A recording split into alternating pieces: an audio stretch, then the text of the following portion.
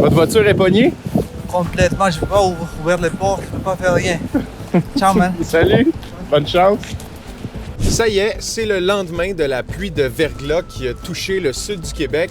Selon Hydro-Québec, en début de matinée, environ 200 000 clients n'avaient pas l'électricité.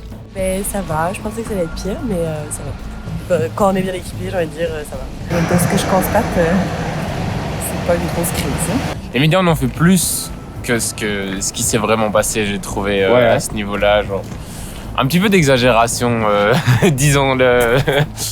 C'est vrai que dans les derniers jours, les médias ont beaucoup parlé de cette potentielle tempête de verglas. Il faut savoir que le verglas apparaît dans des conditions météorologiques très précises. C'est donc difficile de prévoir exactement la quantité qui pourrait tomber.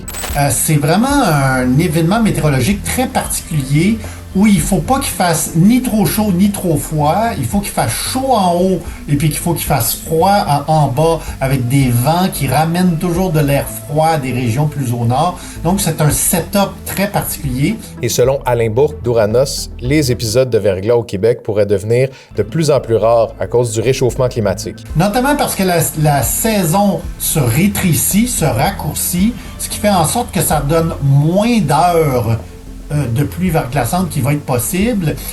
Force est de constater que la tempête de pluie verglaçante qu'on vient de connaître était pas mal moins pire que celle qu'on a connue en 2023. Mais je suis curieux, avez-vous quand même pris des mesures de précaution au cas où l'électricité venait à manquer à grande échelle? Dites-moi ça en commentaire. Salut!